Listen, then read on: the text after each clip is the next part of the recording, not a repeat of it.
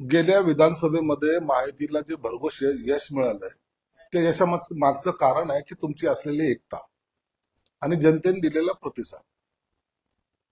एका निवडणुकीमध्ये तुम्ही जनतेच्या प्रतिसादाला सर्वोच्च मानता. मग ज्या स्थानिक स्वराज्य संस्थेच्या निवडणुका येतील त्यावेळेला जर तुमच्यामध्ये थोडासा जरी बेबनाव दिसला तर मग जनता थोडा विचार करते की यांना आपण एकत्र राहण्याचा सल्ला देत असतो किंवा एकत्र राहून यांनी सत्ता करावी. असं जेव्हा असतं त्यावेळेला महानगरपालिका असेल, जिल्हा परिषद असतील, या स्वतंत्रपणे न लढता हे महायुती म्हणून लढाव्यात असा सर्वसामान्याचा कल असतो. म्हणून या कलला अपेक्षित आम्ही महायुती करण्याचा प्रयत्न करतोय आणि त्या महायुती जर आमची झाली तर तुम्हाला एवढं चित्र मात्र स्पष्ट दिसेल की महाराष्ट्रामध्ये महायुतीशिवाय इतर पक्षाला स्थान मिळणार नाही. म्हणून आता या सगळ्या बाबी गांभीर्याने महायुतीचे वरिष्ठ नेते देवेंद्र फडणवीस असतील, एकनाथ शिंदे असतील, अजितदादा असतील हे घेत आहेत. आणि एखादा अपवाद जर झाला तर ते समजू शकतो, परंतु सगळ्या ठिकाणी आम्ही महायुती म्हणून लढणार आहेत हे जवळपास निश्चित झालेलं आहे.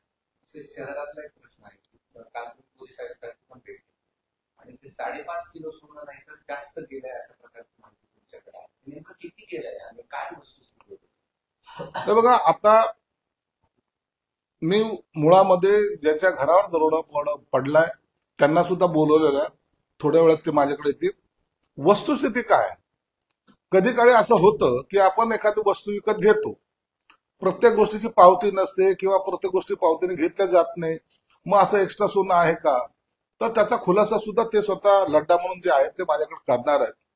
आणि काल जो मी काही बोललो होतो तर या अनुषंगानेच बोललो होतो की मला जी काही माहिती की अनेक लोकांनी सांगितलं की याच्यामध्ये जास्त सोनं असण्याची शक्यता आहे. आता 32 तोळे सोनं भेटलं, बाकीचं कुठं गेलंय या संदर्भामध्ये मी पोलीस कमिशनरशी बोललो. त्यांनी जी काही मला माहिती दिली ती आता उघड करणं योग्य नाही, परंतु ते तपासामध्ये ते सोनं सुद्धा हस्तगत होईल अशी शक्यता आहे. तो किती आहे? 10 किलो आहे असं? आता ते सर्व जे आहे हे तपासामध्ये निघेल. मी जे बोललो होतो की 10-10.5 किलो असावं, हे मी त्यांना जी माझ्याकडे माहिती प्राप्त झाली होती त्या अनुषंगाने मी तो केलेलं स्टेटमेंट आहे. यावरती एन्काउंटर झालं या प्रकरणामध्ये. विरोधी पक्ष नेते अंबादास दानवे असं म्हणतात की यामध्ये अजूनही अशी चर्चा आहे की हा एन्काउंटर जो आहे तर पैसे सोन्याच्या वाटण्यावरून झाला असं लोक. असा पोलिसावर आरोप करणं चुकीचं आहे. त्यांना कदाचित माहीत नसेल जो एन्काउंटर झाला त्यावेळेची परिस्थिती ज्यांनी आय विटनेस म्हणून पाहिलेली,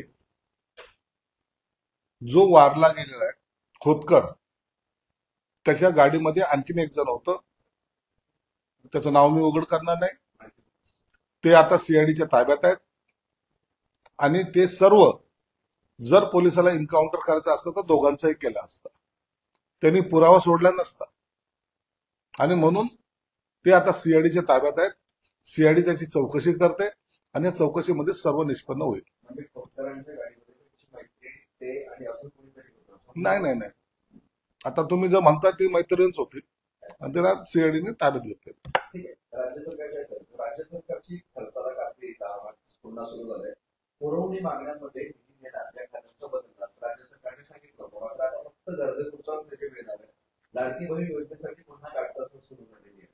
सत्य लाडकी बहीण योजना जर तुम्हाला परिपूर्ण चालवायची असेल तर यासाठी तुम्हाला ही कसरत करावी लागेल आणि सरकारचा मनोदय जो आहे तो लाडकी बहीण योजना ही चालवायचा आहे. लाडक्या बहीणचा कुठेही कटछाट होता कामा नये, तिला पैसे भेटले पाहिजे, सरकारची भूमिका आहे. मग त्यासाठी येणाऱ्या पुरवणी मागण्यामध्ये जे अत्यावश्यक आहेत त्यांनाच निधी देतील असं सरकारने स्वतः जाहीर केलेलं आहे आणि त्याच पद्धतीचे डिमांड सर्व खात्यांकडून मागवण्यात आलेले आहेत. म्हणून अतिरिक्त काहीतरी नवीन उभारण्यापेक्षा जो आता फायनान्शियल थोडासा जो क्लच वाटतो आपल्याला तर तो दूर करण्यासाठी सरकारने घेतलेली ती भूमिका आहे. 2652 सरकारी कर्मचारी त्यांची वसुली करायला हवी. हे बघा, लाडक्या बहिणीच्या योजनेमध्ये ना खऱ्या अर्थानं ज्यांना काही सहारा नाही, ज्यांना पुढे जायचं मनस्थिती आहे त्यांची, परंतु त्यांना कोणी मदत करत नाही, त्यासाठी ही लाडकी बहीण योजना आहे. काही आता सरकारी कर्मचारी असतील, काही लोकांच्या तर घरात 4 व्हीलर आहेत, त्यांनी सुद्धा लाडकी बहीण योजनेचा फायदा घ्यावा. हे अति होतंय. म्हणून आता तुम्ही मागच्या वेळेस जर पाहिलं, जेव्हा आम्ही आव्हान केलं, जवळपास 8 लाख लाडक्या बहिणींनी आपले फॉर्म वापस घेतलेले आहेत. आणि आता जे काही 2425 मिळालेले आहेत त्यांनी सुद्धा आता ते फॉर्म वापस घेतलेत. परंतु जे झालं ते झालं, यापुढे कोणी असं करू नये अशी विनंती सरकारमार्फत सर्वांना करण्यात येते. वसुली करण्यात येईल. नाही, याची वसुली करण्यात येणार नाही. एक नाही तर अनेक अडचणी या योजनेमध्ये येतात. वेगवेगळ्या विभागात, तुमचा विभाग असेल, इतर विभाग असेल, त्याचे पैसे ते वर्ग करावे लागतात. सरकारने ही योजना चालवणं अवघड होत आहे, त्यानेकरून दुसरा परिणाम सरकारच्या खात्यावरती पडतो. तर बघा, एखादी घोषणा जर सरकारने केली असेल तर त्या घोषणेचं गांभीर्य लक्षात घेऊन ती योजना पूर्णत्वाला नेणं हे सरकारचं काम आहे. घोषणा कोणी केली? सरकारने केली. लाडक्या बहिणीला पैसे द्यायची घोषणा सरकारची होती ना? होती. मग त्याच्यासाठी थोडासा फायनान्शियल तुम्हाला जो काही वाटतोय क्लच आलेला तो येणारच आहे. परंतु ही योजना बंद होणार नाही. लाडक्या बहिणीला पैसे दिले जातील. म्हणून त्याच्या कोणत्या विभागावर काय परिणाम होतोय यापेक्षा त्या लाडक्या बहिणीला पैसे मिळतात का, हा सरकारचा मेन उद्देश आहे. तुमची नाराजी गेली, मग तुम्ही तर एकदम खातं काढून घ्या इथपर्यंत. मी जे बोललो होतो त्याच्या अनुषंगाने मुख्यमंत्र्यांशी माझी चर्चा झालेली आहे. मुख्यमंत्री साहेबांनी मला जे काही सांगायचं ते सांगितलेलं आहे. म्हणून आता मी त्या विषयावर बोलणार नाही. नाराजी गेली. मी आता त्या विषयावर बोलणारच नाही. काही तुमच्या मंत्र्यांची वक्तव्य आहे. गुलाबराव पाटील म्हणतात सर्वाधिक कर्ज बुडवणार कर्जमुळे राजकारणीच असतात. गुलाबरावचा अनुभव काय मला माहित नाही, परंतु माझ्याकडे हप्ते रेग्युलर जातात. मी बँकेचे हप्ते रेग्युलर भरतो. म्हणून मला त्याबद्दल माहिती नाही. काही लोकांची नाव कदाचित त्यांच्याकडे असतील. तुम्ही दुसरे मंत्री माणिकराव मुखर्जी कृषी मंत्री आहे, ते म्हणतात की कापणं झाले काय, आता काय ठिकाणचे पंचनामे करायचे. पंचनाम्यांची मागणी जोर धरते, नुकसान खूप झालं आहे आणि हे स्वतः कृषी मंत्री. माणिकरावांचा हा असलेला स्वभाव त्यांना नेहमी अडचणीत आणतो.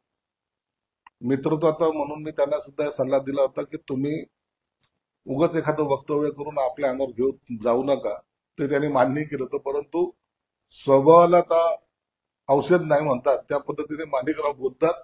सहजगत्या बोलतात, परंतु त्याची बातमी होती आणि त्याचा परिणाम मला वाटतं सरकारवर थोडासा होतोच. राष्ट्रवादी काँग्रेस पक्षामध्ये जयंत पाटलांविरोधात नाराजीचा सूर पाहायला मिळतो. त्यांनी जवळच्या लोकांना संकटात मोठ्या जबाबदारी दिल्या. त्यामुळे सर्व आमदार आहेत हे शरद पवारांकडे करणार. जयंत पाटलांचा राष्ट्रवादी शरद पवार गटामध्ये तसंही मन लागत नाहीये. त्यांच्या विरोधात पहिला एक गट सक्रिय होता हे सर्व महाराष्ट्राला माहिती आहे. आणि जयंतराव जास्त दिवस त्या पक्षात राहतील की नाही राहतील याबद्दल अनेकांनी शंका व्यक्त केलेल्या आहेत. म्हणून शरद पवार साहेबांच्या त्या गटामध्ये सगळी अस्तित्व आहे. एक कोणी युती करायचं म्हणतो, एक युती नाही करायचं म्हणतो, कोणी पदासाठी भांडतोय.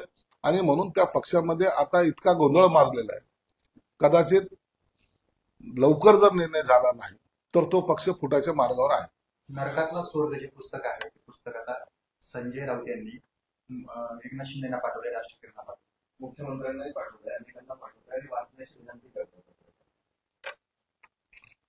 संजय राऊतचं रोजचा जो सकाळी बोलतो तो त्याला आपण भोंगा म्हणतो, ते आता अनेकाला पचनी पडत नाही. अनेकांनी त्याचा टाळणं हे सगळ्यात उत्तम मार्ग हा स्वीकारलेला आहे. जेलमध्ये गेल्यानंतर जसा मी भारत पाक युद्धामधून वापस आलो की काय या आविर्भावात त्याचे स्टेटमेंट चालू आहे.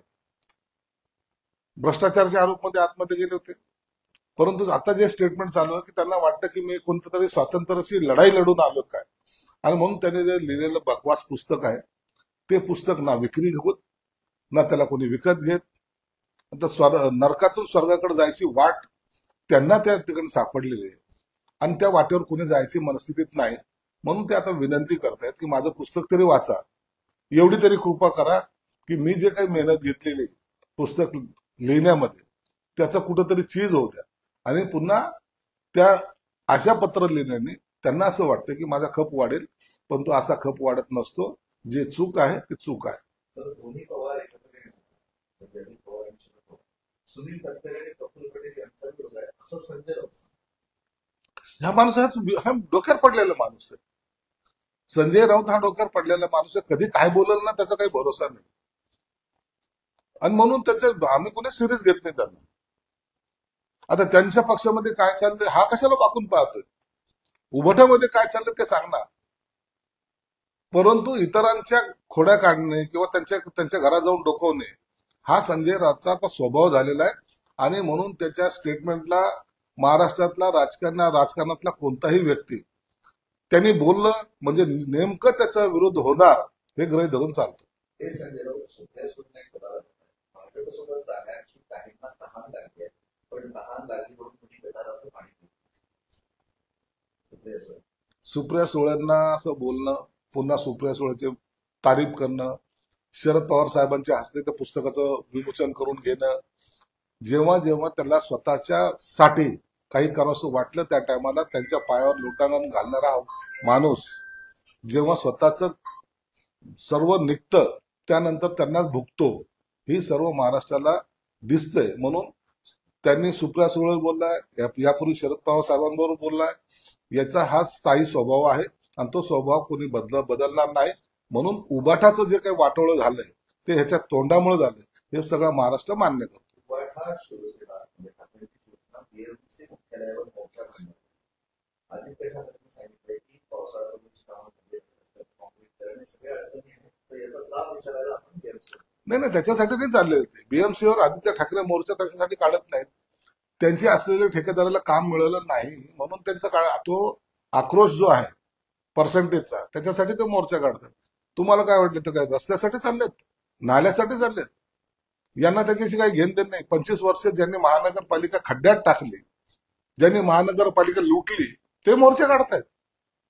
आमच्या ठेकेदाराचं काय हे नवीन धोरण त्यांनी अवलंबलेलं आहे आणि ठेकेदारांकडून जे काही ऍडव्हान्स घेतले असतील आमची सत्ता आल्यानंतर आम्ही ते परत तुम्हाला साथ देऊ हे सांगण्यासाठी काढलेला तो मोर्चा आहे.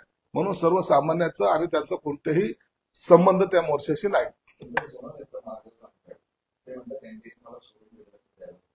आता मी नवा गरबा महाविकास आघाडी सुरू करणार. जानकर कधी कोणत्या पक्षात जाईल ते त्यांना स्वतःलाच माहित नसतं. सकाळी महाविकास आघाडी म्हणतील आणि संध्याकाळी म्हणतील नाही मला तिथं जाणं शक्य नाही म्हणून मी माहितीबरोबर. म्हणून जानकर हे अखेरला काही जरी झालं तरी ते माहिती बरोबर जातील. महाविकास आघाडीमध्ये जाऊन आणखीन स्वतःचं वाटोळं ते करून घेणार नाहीत. हॉटेलच्या प्रश्नावर मला सांगितलं की मराठी माणसाने व्यवसाय नक्की करावा, मात्र मी तुम्हाला करून व्यवसाय करतो. दलाली करण्यापेक्षा व्यवसाय केलेला कधी चांगला. दलाली, एजंटी, लोकांकडे फसवणं, लुबाडणं हे करू नये कधीच. आणि आम्ही ते जर असं जर काय कधी घडलं तर मी राजकारणातून संन्यास घेईल. अंजली दमाने फोटो क्लिक केलाय, त्या फोटोचा फोटो आहे, बंदूक त्यांच्या हातात आहे. यावर नुसार गुन्हा दाखल का होत नाही असं देखील राज्य सरकारने विद्वान आहेत ते, त्यांना माहित नाही त्याचं लायसन माझ्या मुलाकडे आहे. संजय राऊत असं म्हणतात की एकनाथ शिंदे बराच काळ आमचे ते सहकारी होते, माझ्या बाबतीत काय चालू होतं त्यांना माहिती आहे, माझ्यासोबत काय काय झालंय त्याचे ते साक्षीदार आहे. कुणी? एकनाथ शिंदे. संजय राऊत बोलले. संजय राऊतला माहित नाही काय त्याची शेवटची निवडणुकी जेव्हा राज्यसभेवर सदस्य म्हणून जायचं होतं त्या टायमाला एकनाथ शिंदे साहेब, संजय राऊत आणि मी हा संजय शिरसाट आम्ही एका बेंचवर बसलेलो काउंटिंगच्या दिवशी. आणि त्याच्यापूर्वी काय जे काय राजकारण घडलं त्याची सगळी माहिती एकनाथ शिंदे साहेबांना आहे. कसे तुम्ही पाया पडत होते, कसे रडत होते, उद्धव ठाकरे साहेबांना काय कोणत्या भाषेत तुम्ही बोलत होते ही सगळी माहिती आमच्याकडे. योग्य वेळेला ती सर्व आम्ही काढू. आजही तुम्ही काय बोलतायत लोकांकडे हे उद्धव ठाकरे साहेबांना सुद्धा माहिती आहे.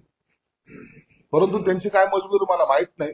परंतु योग्य वेळ आल्यानंतर संजय राऊत बद्दलचं जे काही चांगलं आणि वाईट दोन्ही योग्य वेळ त्याचा उलगडा आम्ही किंवा त्याचं स्पष्टीकरण नक्की देऊ. आणि म्हणजे मनुशांतीसाठी तुम्ही कसं करता? काय माहिती का अशी वादळं जेव्हा येतात ना त्यावेळेला थोडंसं शांत असणं हे कधी चांगलं. एखादा माणूस संकटात सापडला किंवा एखाद्यावर काही आरोप प्रत्यारोप झाले तर बाकीचे जे ज्यांना संधी नसते ना ते सुद्धा टोचा मारतात. अशा वेळेला शांततेचा मार्ग पत्करणं हे कधीही चांगलं. मला वाटतं धनंजय मुंडे जर शांत इगतपुरीला गेले असेल मनशांतीसाठी तर ते एक चांगली गोष्ट आहे. माणसाने दर 24 तास राजकारण करण्यापेक्षा मनशांती जर केली तर त्याच्यातून सुद्धा एक पॉझिटिव्ह वेव्स त्या बाहेर येऊ शकतात. संजय राऊत असं देखील म्हणतात एकनाथ शिंदे फडणवीस यांच्यात संवादाची कमी आहे. शिंदे आणि फडणवीस दोन्ही वेगवेगळ्या डेटावरती आहेत. ईडीची कारवाई होऊ नये म्हणून हे सगळे सोबत. आम्ही बेटावर आहोत, आम्ही पूर्व पश्चिम आहोत, आम्ही दक्षिण उत्तर आहोत. तुम्हाला काय करायचं रे बाबा? अरे आपली दुकान बुडायला लागली, आपलं जहाज बुडायला लागलं, आपलं घर फुटायला लागलं. त्याच्याकडे लक्ष देण्यापेक्षा इतरांवर लक्ष देऊन का टाइम खराब करतात? या माणसाला कोणताही धंदा नाही, उद्योग नाही. म्हणून ते एकदा देवेंद्र फडणवीस जे बोलले, या आशयांचे कधी मी स्टेटमेंट ऐकत नाही, त्याचं उत्तर द्यायचे मी कधी उत्तरही देत नाही. म्हणून आता या संजय राऊतनी बडबड बंद करावी, पक्षासाठी कुठेतरी फिरावं, कुठेतरी जाऊन मटण खावं, कुठून तरी पैसे जमा करावेत. कॉर्पोरेशनचा एवढा चांगला धंद्याचा टाइम आलेला आहे, जिल्हा परिषदचा टाइम आलेला आहे, पैसे कमवण्याचा टाइम आलेला आहे. ते कमवा आणि गप्प बसा.